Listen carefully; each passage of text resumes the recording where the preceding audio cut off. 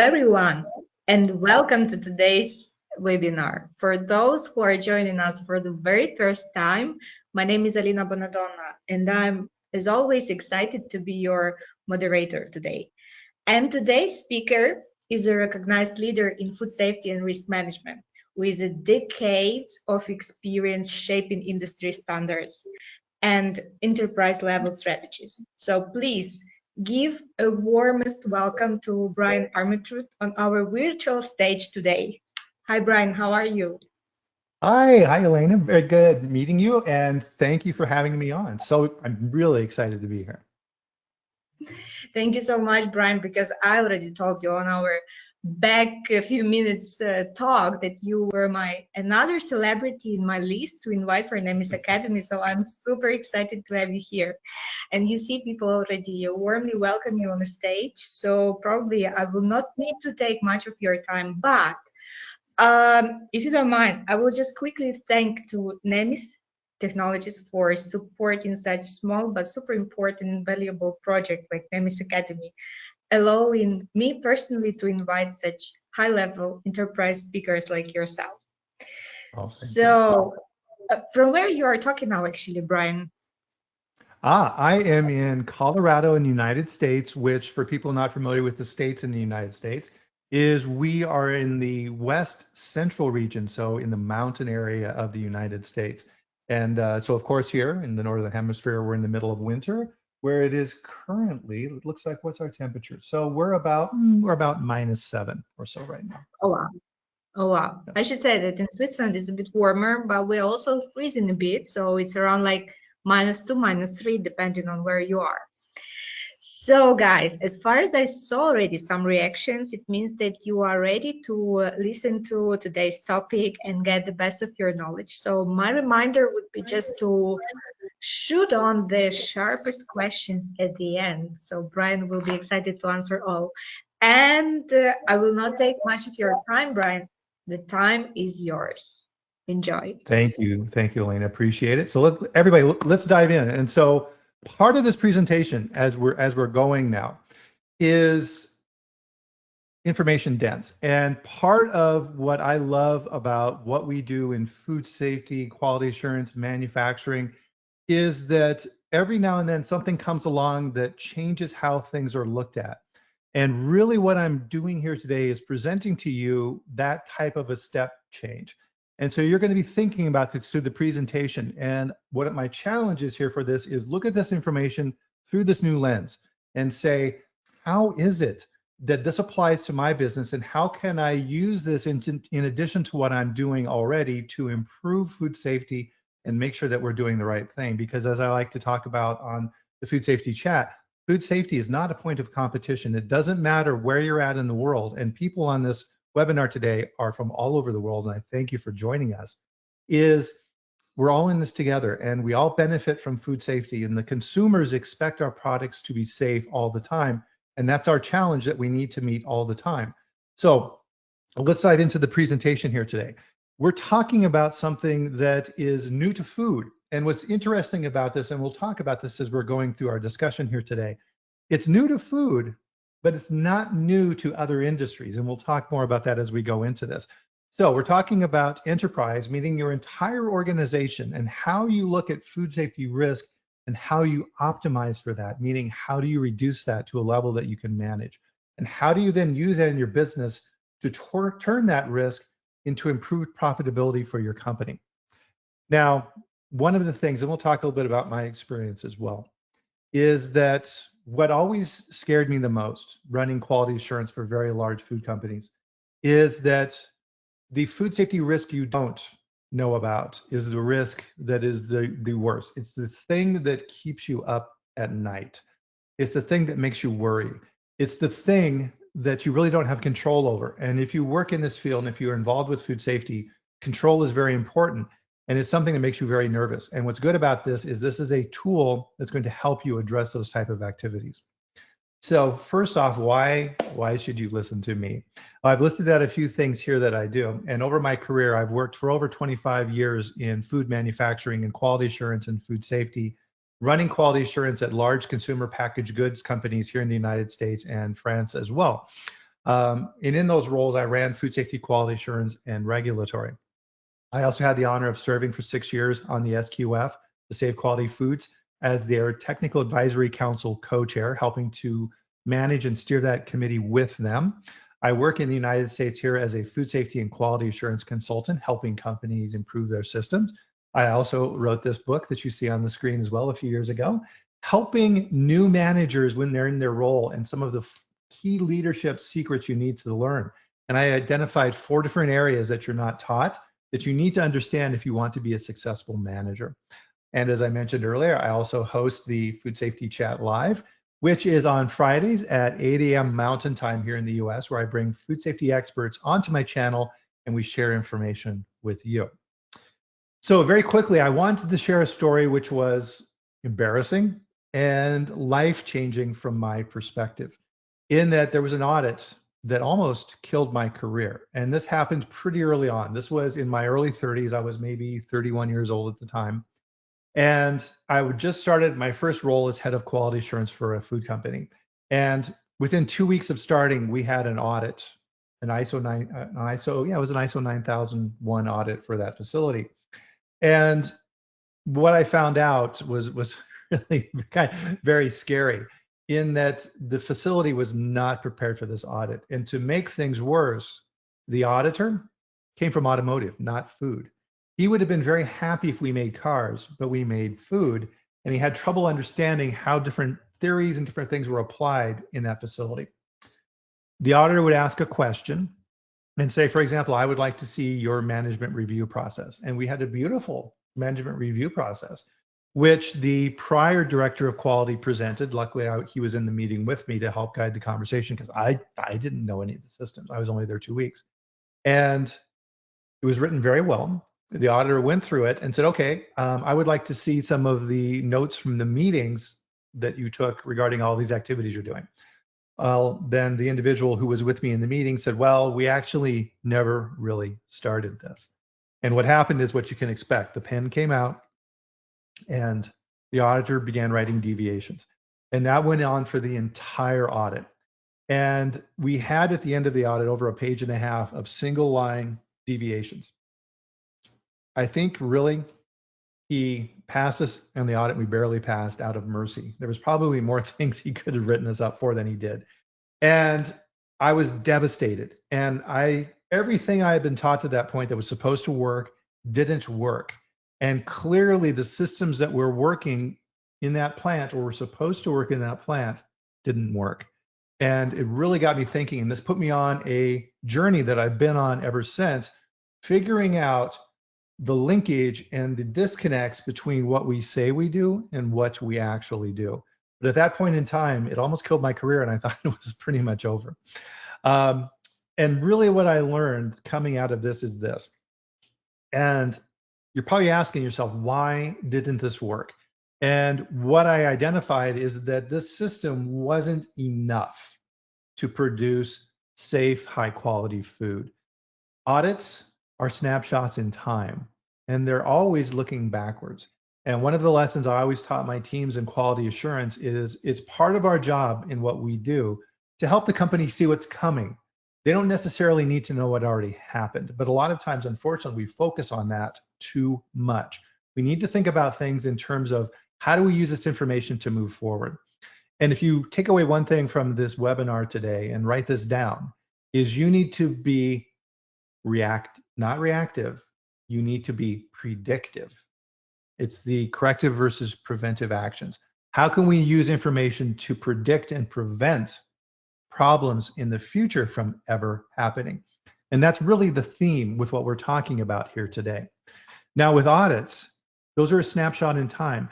And a lot of times, unfortunately, it's a paper exercise and it's a checklist. And as we talk about this a little bit further on, you'll see some of the disadvantages to having this. And it's always facility focused. So let me ask you a question for you to think about. Why don't auditors go to corporate? A lot of issues that happen at the plants reside at corporate and are generated by activities at corporate. If procurement thinks that their only objective is to buy ingredients that meet cost objectives or beat cost objectives for the company, They're not thinking about food safety. And that needs to be incorporated in what everybody in the entire supply chain is doing around food safety. Now, unfortunately, what we do, the system is known. And if you're a good quality assurance auditor, having good audit scores is part of success. And you are judged, unfortunately, as a department on what that audit score is. And with that is a strong incentive to get a good score, even though there may be problems in the system. And this then becomes what I'm calling a game. And it's that audit game of how things are performed. They're inconsistent and reactive. And one of the things that we talk about in the auditing world is auditor calibration. We want auditors to act like robots. We want all auditors to be exactly the same, score audits exactly the same, write up the same information, the same deviations, corrective actions, etc. In my opinion, it's not possible. We can try and approach that ideal, but auditors, just like us, are people. They have good days, they have bad days, they have areas of strong knowledge, they have other areas where they're a little weaker in other areas, and those things come through.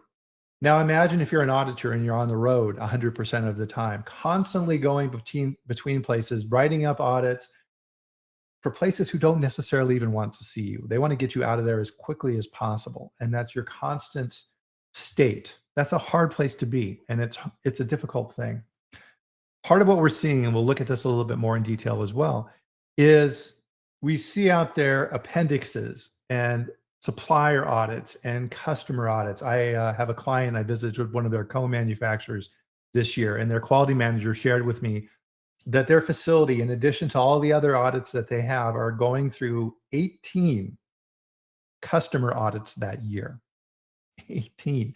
If you're the quality manager, that's all you're doing is meeting customers and going through audits. It's an incredible misuse of time because that's all you're doing. So audits themselves are designed for industry replication. Just because you're a dairy company or a produce company or a cheese company, whatever it is, those are all treated the same. And within that particular category, we call them food sector categories in auditing, is every company is different. They're at different stages of their careers as a company. They may have been in business for 100 years. They may have just started out business 5 years ago and they're learning things and they don't understand, but those audit checklists are the same for all those companies. And it doesn't work because those need to be taken into consideration. Also remember that certification bodies, the actual people who do the audits and send the auditors to your facilities, are businesses themselves. And they have different goals and objectives and expertise and availability. And all these things are done. And the goal of that company is just like you, if you're making food, is to be profitable. And they have to do things to do that. And we think that the standards are different, but really they're just slightly different variants on how you're performing the same product. If you read the BRCGS standard or SQF or FSSC, whatever you want to read, they're essentially saying the same thing. They're just rearranging how things are looked at. So in the United States, one of the things, there's two main regulatory agencies in the United States, the Food and Drug Administration and the United States Department of Agriculture. The data you're seeing on the screen here is from the Food and Drug Administration, and they do the majority of the food in the categories that I look at. FDA publishes their recall numbers at the end of their fiscal year, which is the end of October. This data was done a little bit before that from last year. But as you can see here, audits and recalls, they're not necessarily correlating the same thing. Recalls, and this is all that this is tracking in 2025, and this number's higher now, did not go down. So the question I ask you to think about during this presentation as well is why? Why aren't these going down? They're up since 2023 in hazardous areas. There are very high profile recalls that have taken place here in the United States. Some of the examples that are here. Deli meats, one of the largest ones that happened in 2025 was a deli meat company called Boar's Head, which had a large listeria outbreak. Over 10 people died, extremely serious. The very damaging, very difficult food safety recalls are not going down. Infant formula, big one going on right now as well. And companies are really, really feeling the impact of this, and trust with the public is eroding. Now at Culture Advisory Group, we're looking at this differently than most people do. And we're based here in the United States and Canada. And we're looking at this from a consulting standpoint and other different activities associated with this. And we'll get into this a little bit on the software side as well on how we do this. But we're looking at this holistically in these particular categories. Been in the industry for quite a while, as you can hear in the slide as well. So a lot of experience in standards, auditing, consulting, training, and really what we're talking about here today. Large variety of companies around the world that we've dealt with, and we're very proud to have done that as well. So within the group, here's some of our team members here as well, and over 100 years of combined leadership in this space. So with that, the food safety risk assessment. So one of the easier ways to explain what this process is to start off is to explain what it is not. And it's not limited, as I mentioned earlier, to a facility. You're looking at facilities within your organization, and you're also looking at corporate. An important thing to remember here too, this is not an audit. This is not limited to the QA department and the food safety heads within that organization. Interestingly as well, this is not a public document. This is done internally and confidentially within your organization under the United States, what we call attorney-client privilege, meaning that this information is private.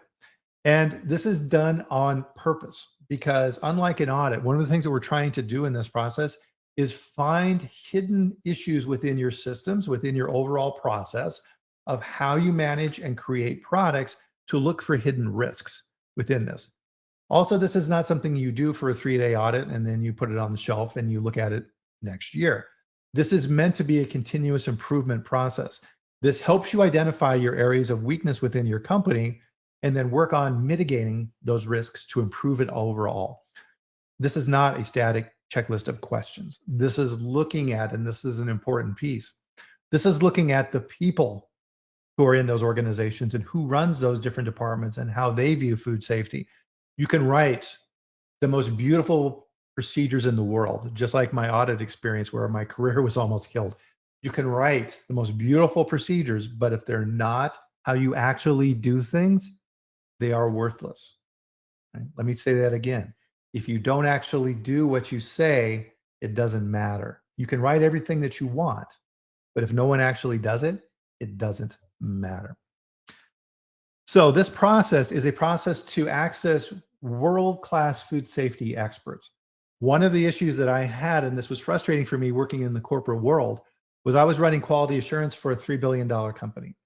And I had amazing processes and procedures and amazing team members who helped execute, and we were doing everything very, very well. I couldn't share that information outside of the company.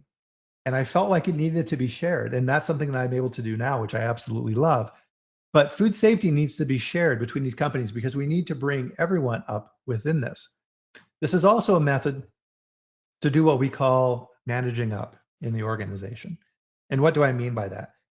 The senior leadership in the company needs to understand where the risks are, and they need to understand it in terms that they understand, not the technical jargon and language we use in what we do.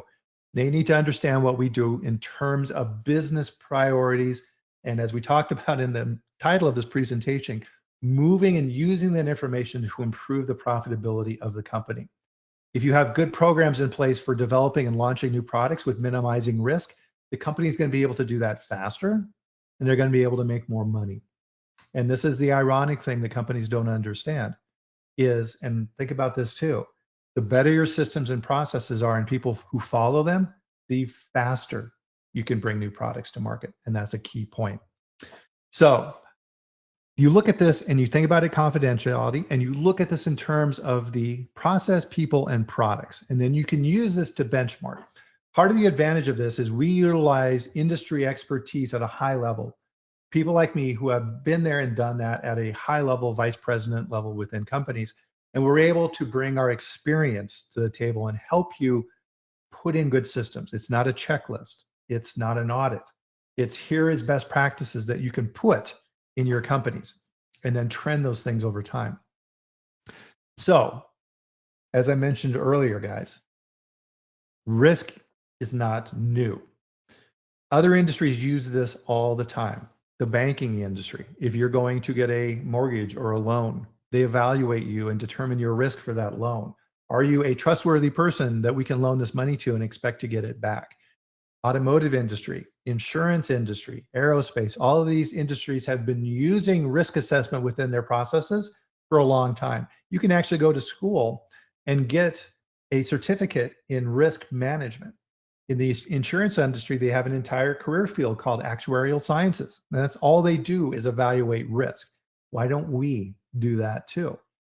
So you have four main categories of risk here that we're going to talk about briefly. So you have compliance, hazard, control, and opportunity. So compliance we're used to. That is the regulatory agencies that have authority over our operations. Hazard risks are hazards that are inherent in the product themselves. So if you have allergens, that's a hazard risk associated with that product. For people who are allergic to that allergen, it needs to be controlled. We're used to that too. Control risks, the process activity itself, run orders, sanitation processes, manpower, all the things in a facility that go into control.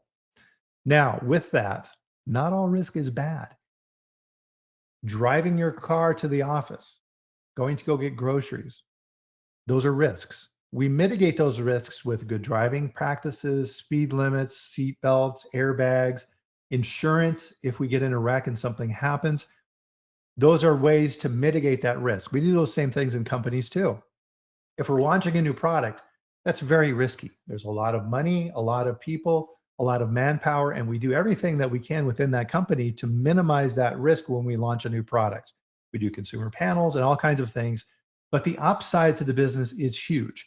And we need to understand that as quality and food safety professionals, that risk is something to be managed. You can't eliminate it. Every company has risk. What are those risks? And how do you control those risks? So an example here that I wrote on the screen.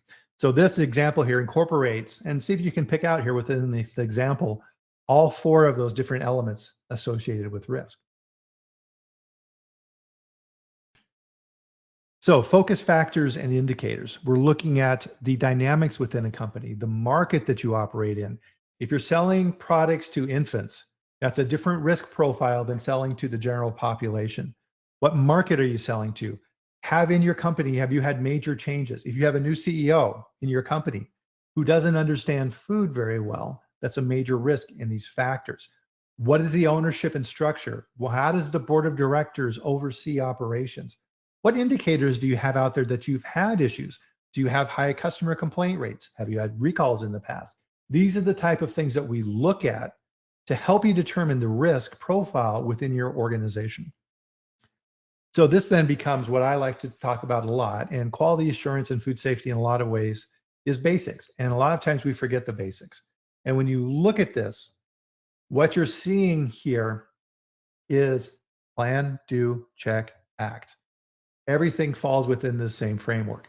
You have a plan, you execute that plan, you check and make sure that your plan is working.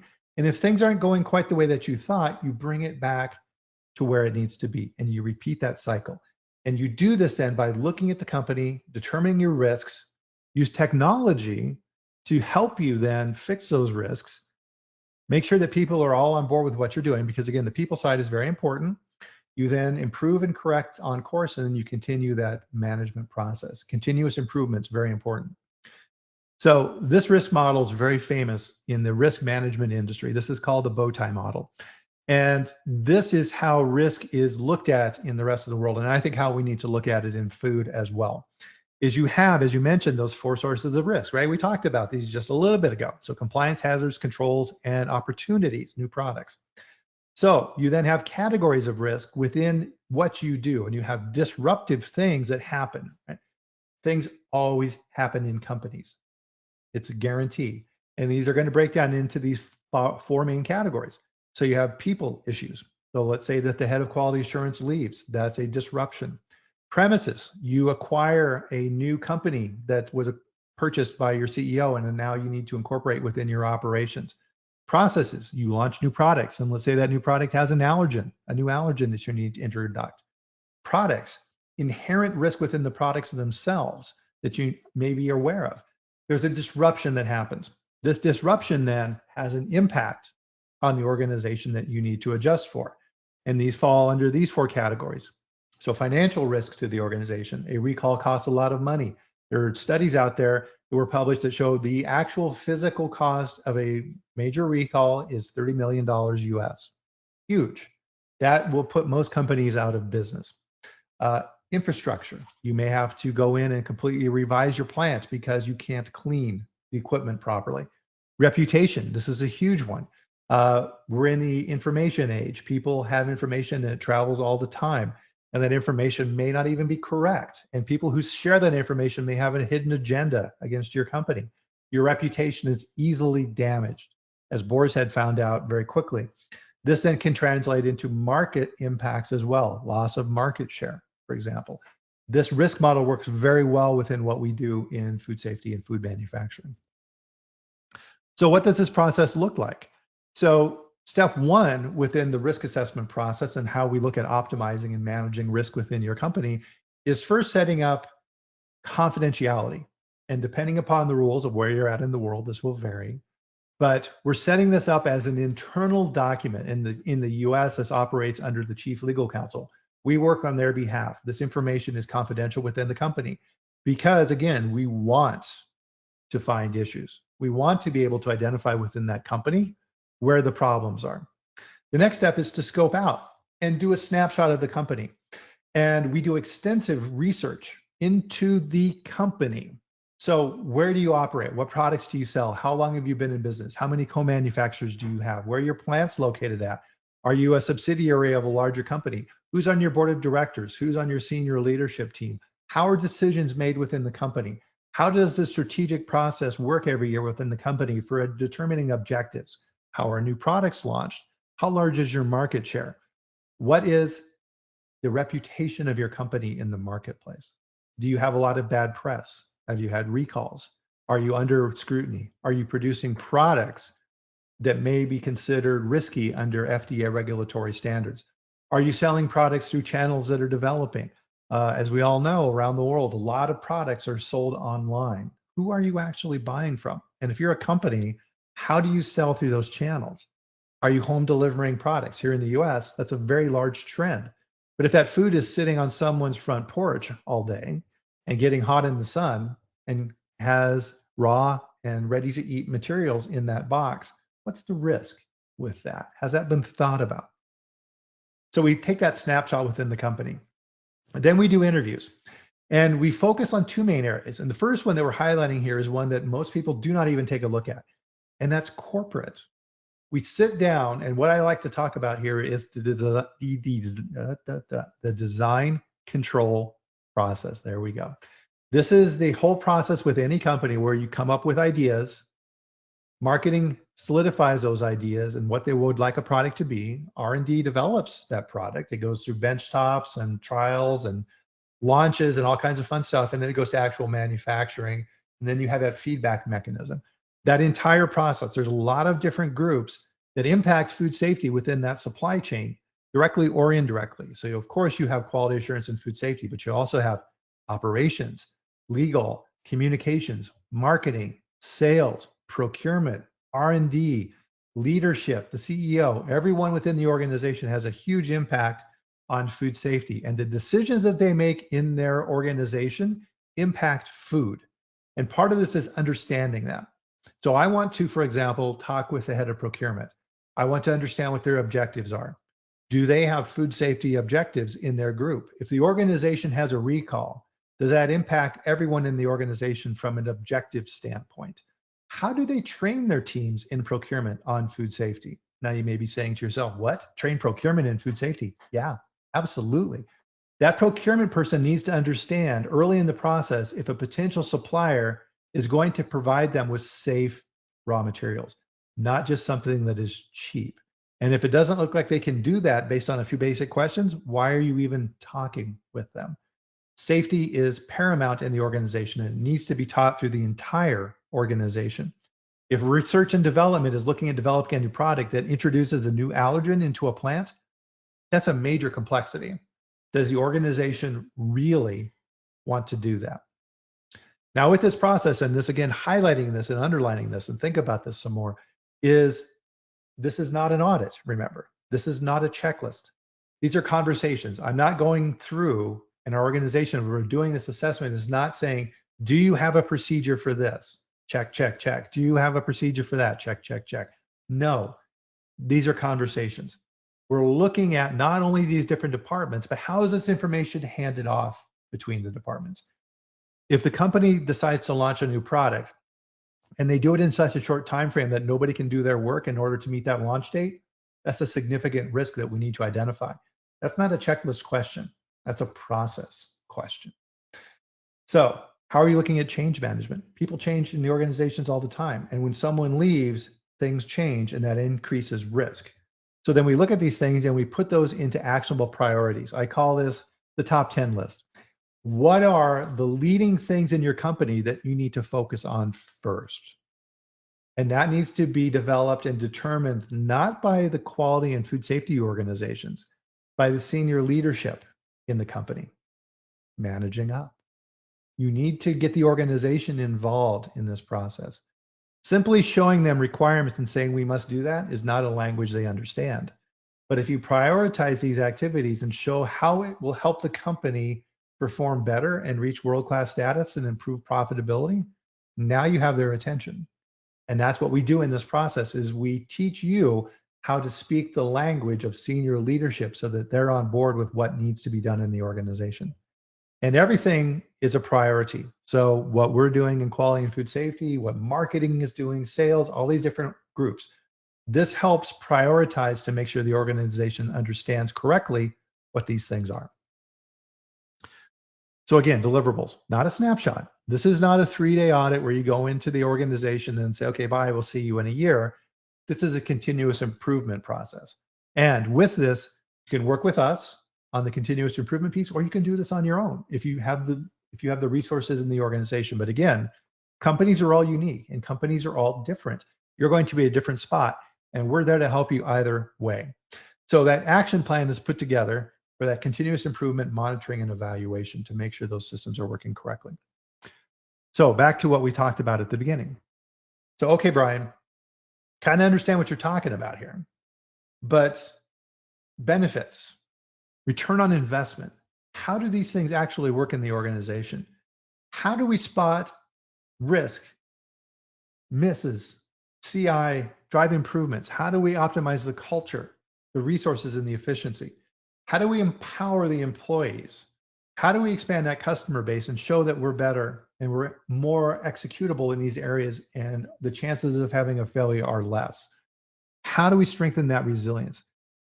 Really what we're talking about here, and this is something that is happening worldwide, is there's talk of this thing called food safety culture. And you see it in the GFSI standards. And a lot of people are talking about this. This is that. People are saying, fine, we need to institute food safety culture. You're not going to be able to write a procedure and do it. This is going to be focusing on your people, your processes, your plants, these key activities. How are your products developed? All of these activities. It's more of the interactions than it is the procedure. Now, part of the issue, right, is audits, and don't misunderstand me on this side because I'm talking about this a lot, is audits absolutely still have to happen. Those aren't going away. You still need to make sure that your systems are compliant. They're the bedrock. They're the base of the pyramid. What we're talking about here is a higher level of saying, okay, we have the things in place. Do we have the right things in place? And what are the corporate teams doing to execute against those activities? That's extremely variable and changes by company. You can't write a procedure for that. It's like being effective as a leader within quality. You can't write a procedure for that. It's experience-based. It's knowing who are the right people for doing things. What are the right priorities for the company? How is this information communicated in the organization? How do you do it in a predictive manner to help the organization steer the course? That's something else that we fight against as well. And I think this is an issue that we need to work on in what we do in quality and food safety, is we are part of the organization. We are not separate from the organization. We are there to help shepherd the process to make sure that we make safe quality products that are going to make all of our customers happy so that they buy more product from us, we make more profit, and we have jobs. And we're satisfying the consumer. We're all consumers as well. We're all out there. We're all eating product every single day. There are things that we don't trust that we don't eat, right? You don't want to be in those categories. This is going to provide long-term direction to the organization for mitigating risk and understanding that, and making sure the CEO and you can sleep at night knowing that you have looked at things and you're addressing things that you may not have thought of. And that's key. That's part of being content and being able to say, I'm managing everything correctly in the organization, is thinking about things that could happen, thinking about things proactively and helping the organization steer around those things and avoid those. And that is done through looking at the organization holistically through a risk assessment process. Now, we also partner at Culture Advisory Group with a company called AperitySoft, one of the cutting edge risk management software companies out there. And we use this then to track and manage that risk assessment process. So interviews are done, people are spoke with, processes are understood that are unique to that company. That information is then put into the software. The software then is able to analyze this and look at this through a 31,000 compliant process under ISO to determine risk, ROI, benefits, heat maps. You can look at this information any type of way that you want. And it allows you then, as someone who's managing this process, to be able to share this information and do it in a way that senior leadership understands. A giant checklist isn't going to convince them. A heat map showing the risk within the company or a green, yellow, red stop sign is going to show them what it is that needs to be focused on within the organization and prioritize us with everything else that they need to be thinking about as well. It's flexible. You can set up different KPIs or anything else the way that you want. So highly recommend AperitySoft. They're very good at what they do. And they're coming into the food industry and really working with the food industry. They've done this in a myriad of other industries as well. They also deal with IT, for example, and figuring out risk assessments associated with those groups. Something else that this software can be used within your organizations and utilizing expertise as well. Very, very good organization. So this is really an investment in growth. And one of the things that we get on this is, wow, this must be really expensive. And the answer on this is, it depends. It depends. This is not a commodity. This is not a set of questions or et cetera, where you can shop around and look at different products. This is unique. This is world-class. This is something that no one else in the food industry is doing. And the reason I say it depends upon your company. The level of depth that needs to go to, how large is your company? How many co-mans do you have in your network? What is the overall objective within your organization? What do you want to get out of this? And how much information do we need? That is going to determine within this how far you take this. And remember, this is for you. This is for your organization. This is meant for companies that are already doing a good job that want to become world-class. This is not for companies that want to get a certificate to hang on the wall so that they can do business with a retailer. This is meant for companies who want to lead the pack. This is meant for companies who want to be the best in the world. This is meant for companies who want to launch products quickly and make a lot of money. So the cost and the return on this is going to vary depending upon that company. And when you look at it, if you're doing audits in your facilities, which you'll continue doing, it's not cheap. Pretty much every facility, you have to figure you're spending at least $25,000 US annually on those facilities just to maintain that certificate. And we're not talking about audits from other customers or regulatory or all the things that keep the team busy in the operation as well. Those things are continuing. This, based upon that, is a very good value for your money. And it allows you then to kind of look at and figure things in that language, again, of what senior leadership is looking for, which is that return on investment. Now, part of this is taking a look at this and saying, wow, this is this is a ton to take in. And I know that you're thinking about this. And I've gone through an absolute fire hose of information here. And with this, you have to figure out if this is right for you. And is your company at the point in time where this is right for you? Because you have to be comfortable around this. And this is not only looking at this from a quality and a food safety standpoint, this is looking at it from the standpoint of the organization. and talking with senior leadership and educating them on how this is a new tool for managing food safety risk in your company. So with that, this is new, and there's only a limited number of customers who are going to lead the pack on this and determine what this looks like and want to elevate their systems to that next level. Your company may not be at that point yet, and that's fine, but the change and the risk is not going away, and that's going to be continuing on for a long, long period of time. And one of the things that we need to think about as we're looking at this is you need to ask yourself around this, is what we're doing right now enough? Are we still doing the same thing? Listen, as I said earlier, I've worked in food safety and quality assurance 25 years, managing this at very high levels within multi-billion-dollar companies. And it's been a lot of the same thing now for a period of time. I think we've reached a point now where the dam is breaking. And people are out there asking these questions, and they're saying there has to be something better. There has to be something more. There has to be that next level that we need to get to manage food safety within my company. What is it? And as a result, you see this all the time on LinkedIn and other organizations and conferences. People are talking about this all the time. And this is the solution. This type of customized process that's unique for companies hasn't been done yet. And this is really where the future is. This is where things are going to develop. And that's why we're so excited here at Culture Advisory Group to be partnering and getting the information out there with these key leaderships within the food industry and leading with purpose and helping companies grow faster. Because, as we mentioned earlier, food safety is not a point of competition. We're all in this together for food safety. And what one company does to elevate their industry elevates us all. And we need to think about things in those terms.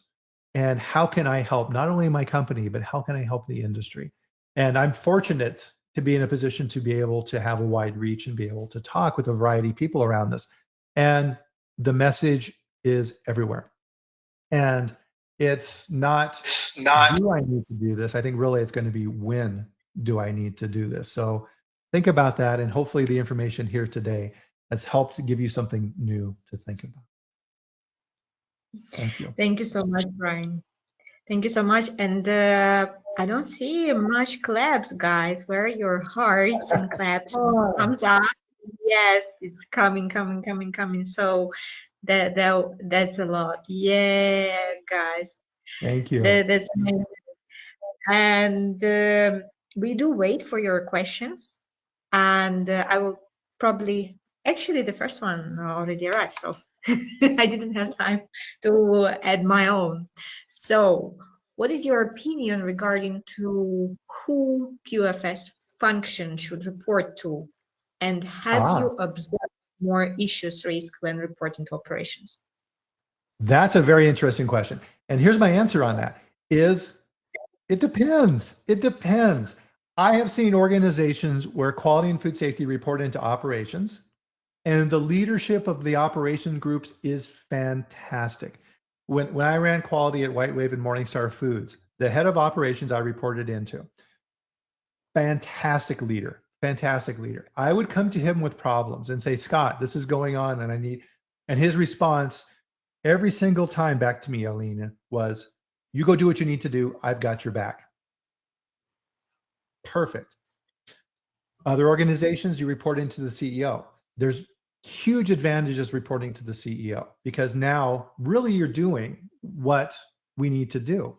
I think that's a lot of times where we struggle, Elena, in what we do, is that message isn't getting up in the organization. And a lot of people get very frustrated by that. It's like, there's problems and I need to fix these. And the CEO doesn't know about them. And then we talk to the CEO. We get that opportunity for 5 minutes to talk to the CEO. And it's this, blah, right?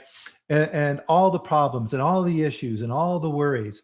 And then you leave the CEO's office and she says, oh my God, what? Right? That doesn't work. You're overwhelming them. Right? There needs to be a mechanism in place for that communication. And even if you support and you communicate directly to the CEO, they live in a different world than you do.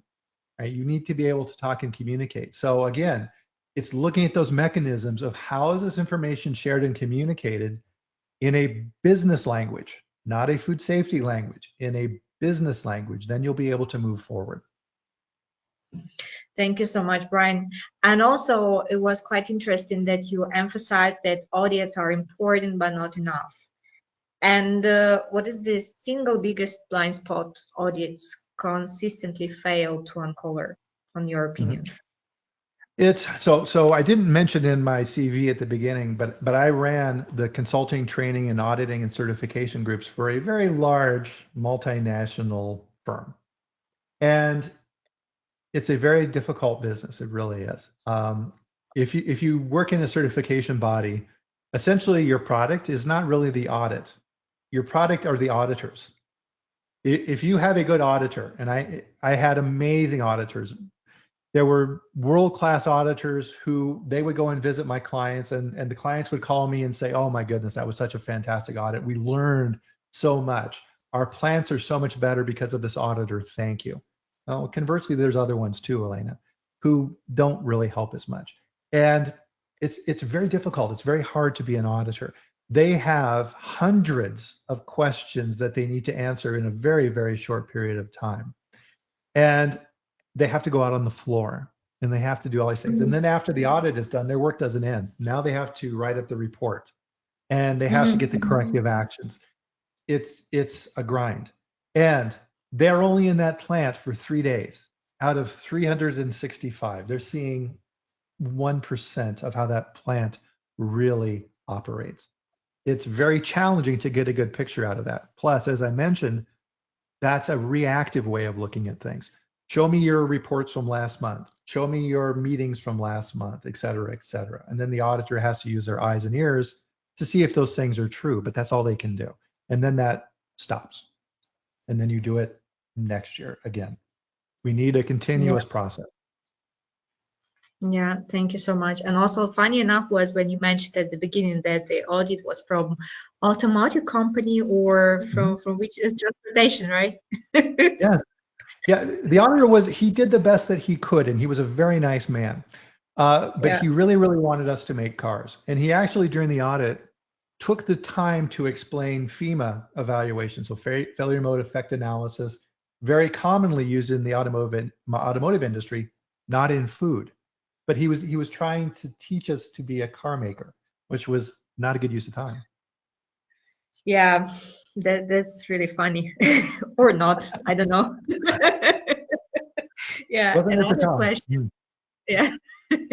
Another question. Part of your risk assessment experience when assessing QFS leadership with the company, what are the main risks you have observed so far? So part of what I'm looking for in that is, and this applies to all the different groups in the organization. So if I'm sitting down and talking with the head of quality, show me your objectives. What are your objectives in the organization?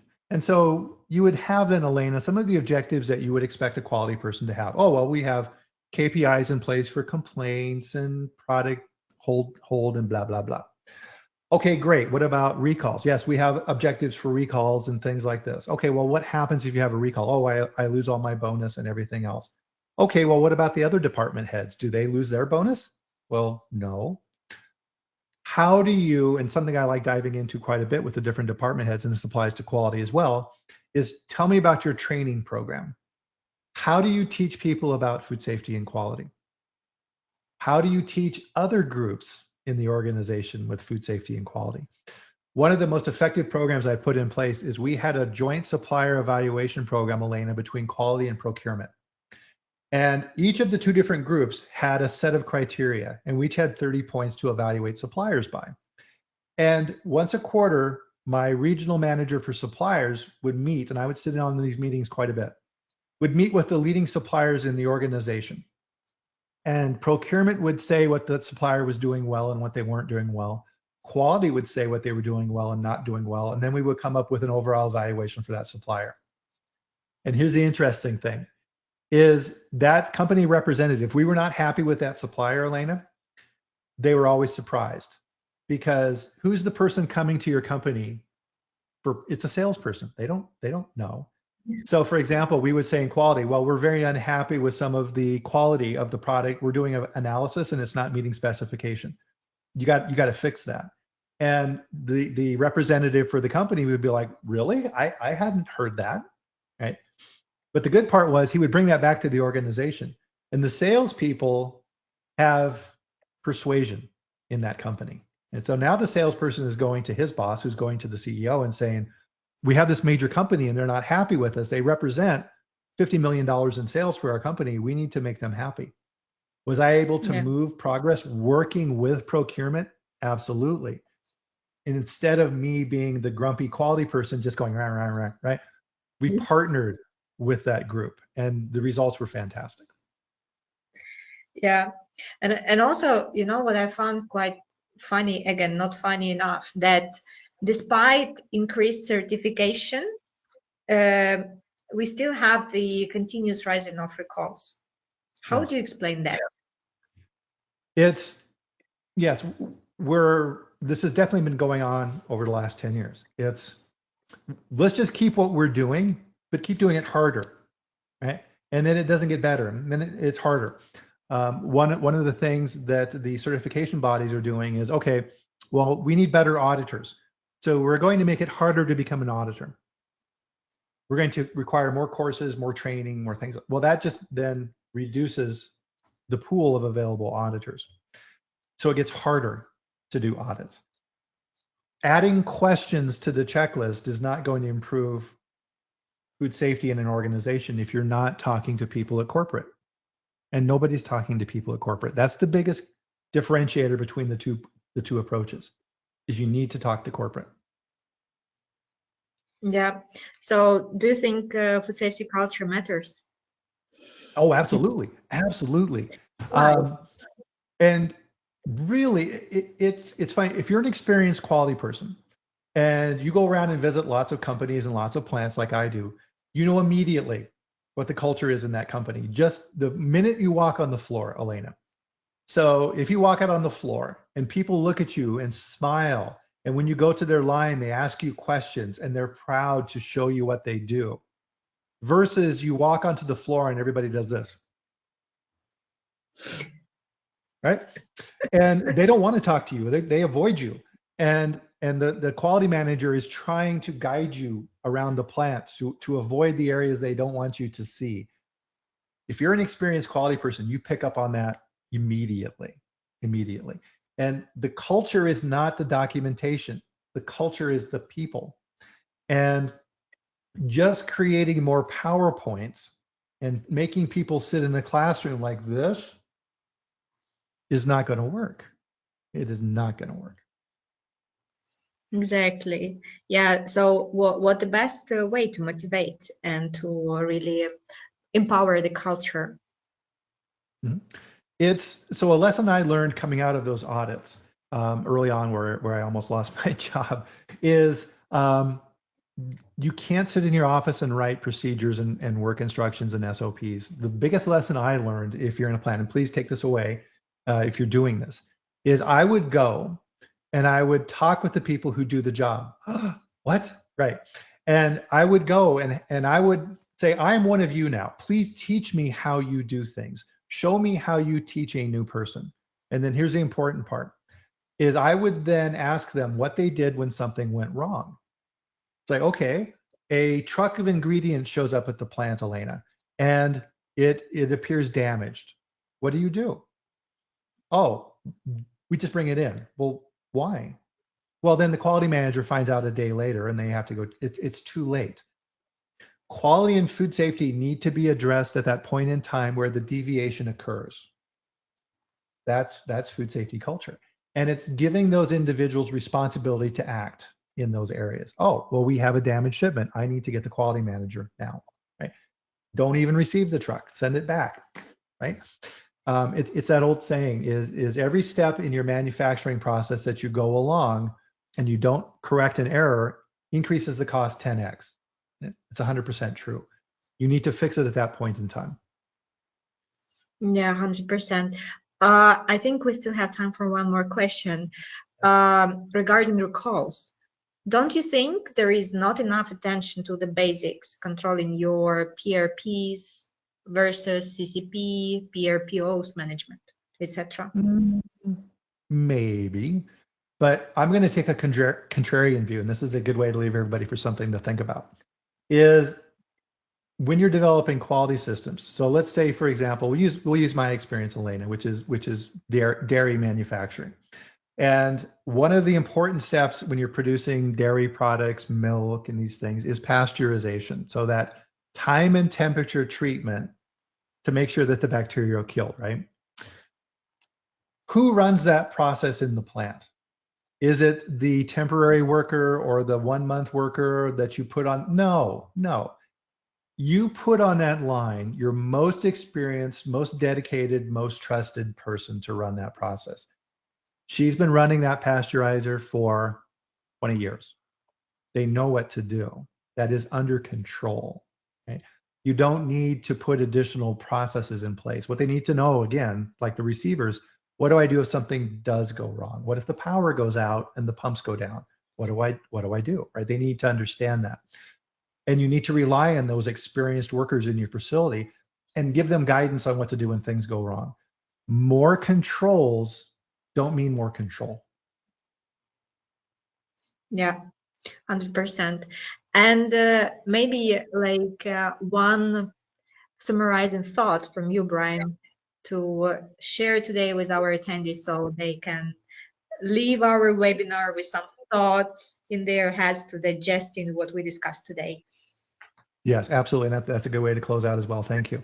It goes back to what I said early on in here, is what you need to be thinking about and what makes you effective as a quality and food safety manager is you need to be thinking about what's going to happen, not what has happened. We're very good at communicating in the organization through the quality report what happened last month. Okay, that's fine. Everybody already knows what happened. We need to help the organization understand and predict what is coming.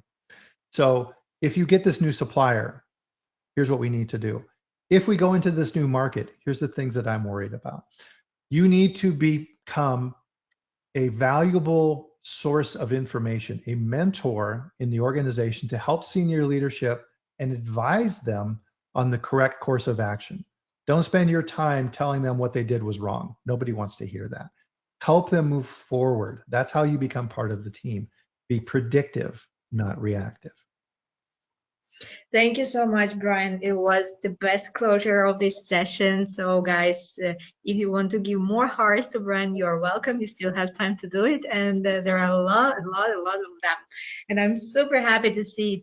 And guys, as always, recording will be published tomorrow. If you want to get a copy of slide deck, I hope Bryan is not against it. So please drop me a message and I will share it. And I do believe that all of you guys will join our next webinar on February 11th, where we will talk about hazard analysis. And I hope to see Bryan in our next Academy webinars as well. Absolutely. So wishing you all who are at the end of the day to have a lovely evening, who are at just the beginning to have a lovely, wonderful, easy day. And see you already on February. Bye-bye. Thank you.